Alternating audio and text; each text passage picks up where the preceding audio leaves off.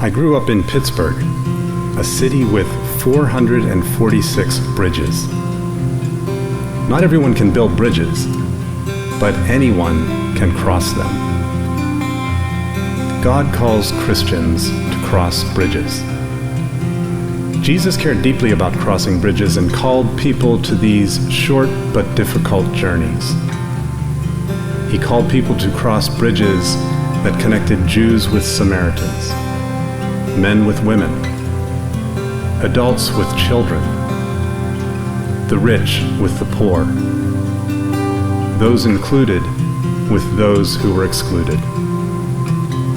And as a matter of faith, Jesus himself is a bridge connecting God with humanity. Bridge traveling was in Jesus' blood. His ancestors did the same. Ruth, the Moabite great-grandmother of King David, was called to cross the bridge between Israel and Moab. Because of her deep love and affection for her Israelite mother-in-law Naomi, she left the comfort of her home in Moab and traveled with Naomi to live in Israel. The story does not indicate that Moab was somehow inferior to Israel, or that Ruth was choosing a greater group over a lesser group. Ruth chose Israel over her Moabite home because she loved Naomi. Love compelled her to follow the call across that bridge. Real human love was the bridge for Ruth. I grew up in a Christian denomination. My family faithfully and lovingly taught me the beliefs and traditions of our church.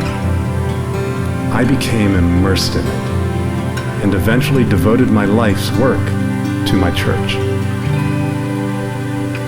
But over time, something like a small voice grew louder and louder in my heart. It said, I call you to cross bridges, to seek out and celebrate love wherever it shows up. Like Ruth, I moved beyond my familial world.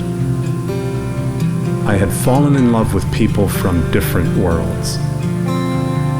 Love was the bridge that beckoned me to cross over into new relationships where God's work could be done in ways I hadn't imagined before.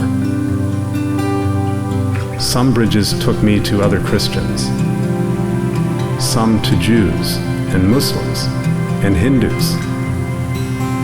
Surprisingly, some even took me to people who profess no religion at all.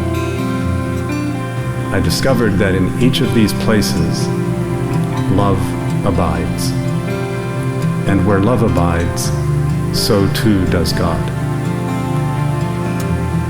Following my calling to new relationships has given me a glimpse of God's many faces, a glimpse of expanding love in diverse human expressions.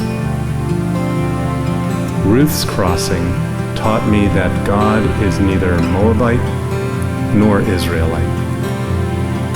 God is the ever-calling love that bridges the divide.